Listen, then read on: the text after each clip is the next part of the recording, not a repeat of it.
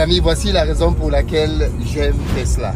Des voitures modernes qui conduisent tout seul. Il est trop smart, c'est un autre niveau. C'est-à-dire que là, il comprend qu'il y a un véhicule qui est à l'arrière, qui veut nous dépasser. Il se met de côté tout seul. Et voilà le véhicule qui est en train de nous dépasser. Là, il va... Mon frère, tu ne veux pas rentrer au Cameroun? Quand est-ce qu'on va avoir donc ces routes au Cameroun, au Togo, au Bénin, en Côte d'Ivoire? L'Afrique est au Moyen-Âge. On n'est pas prêt. L'Afrique n'est pas prête par rapport au monde dans lequel nous sommes en train d'aller là. Pendant que les autres sont en train de faire la course vers la technologie, vers la science.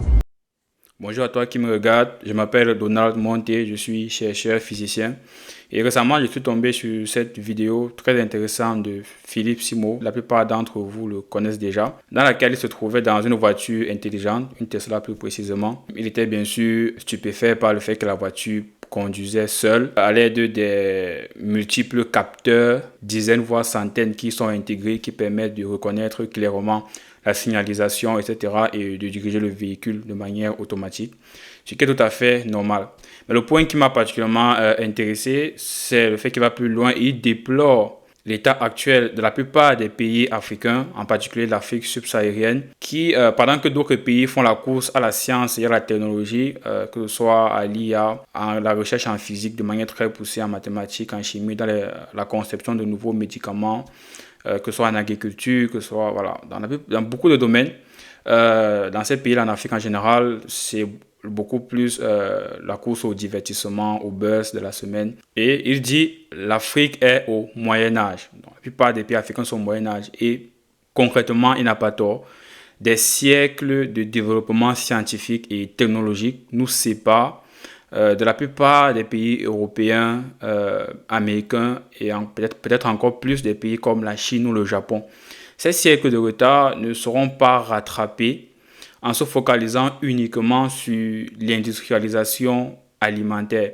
Parce qu'en général, quand je discute avec des gens, et plus récemment encore, nous sommes dans un contexte, en particulier au Cameroun, où il y a des élections présidentielles qui sont en cours et tout. Dans la plupart des programmes politiques, on parle beaucoup de faire en sorte que l'école puisse donner le travail de manière très appliquée. Il faut construire des industries pour nourrir d'abord la population pour avoir accès à l'eau, à l'énergie. C'est vrai, mais le reste de ce raisonnement qui délaisse le côté recherche scientifique et technologique dans les universités et les écoles supérieures, c'est que les deux ne sont pas incompatibles, ils sont complémentaires.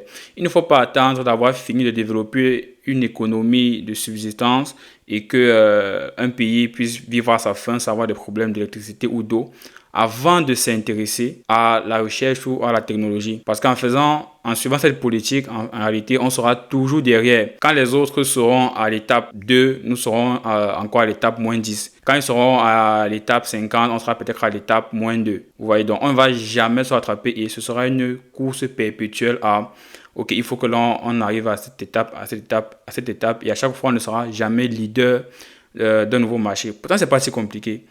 Il suffit pour moi d'investir en parallèle, en même moment, ce qu'on peut, qu'on se concentre sur un pan de la recherche. Je ne vais pas forcément prêcher pour ma paroisse, c'est-à-dire la recherche en physique, qui est vraiment universelle et très importante. Mais si je prends même uniquement l'exemple de l'IA actuelle, c'est quelque chose qui est encore, entre guillemets, nouveau pour la plupart des pays dans le monde, même ici en Europe. Et donc, c'est un terrain sur lequel la plupart des pays africains peuvent se positionner, investir massivement là-dedans. Il y a des chercheurs sur place, des chercheurs locaux très compétents, investir pour qu'ils restent, pour mieux former les étudiants là-dedans. En fait, que les pays africains puissent contribuer en majorité dans les prochaines révolutions dans ce domaine, attirer par la même occasion l'intérêt des d'autres puissances aussi à vous respecter parce que quoi qu'on dise, c'est au niveau intellectuel que le respect se fait en général. Donc ça, c'est une voie, donc investir massivement dans la recherche, par exemple, dans des points stratégiques, quelques points clés stratégiques pour rattraper, entre guillemets, le retard qui nous sépare des autres. La Chine l'a fait en moins d'un siècle, le Japon, des pays comme ça. Donc ça peut être intéressant de s'intéresser à eux et se demander comment ils ont fait. Et pour moi, sous mon prisme à moi, de scientifique, ça passe toujours par la recherche et l'innovation. Parce que c'est la recherche académique qui mène après aux applications concrètes. Ça va toujours dans ce sens et jamais le contraire. Donc voilà, c'était tout pour cette vidéo. Je tenais juste à réagir là-dessus.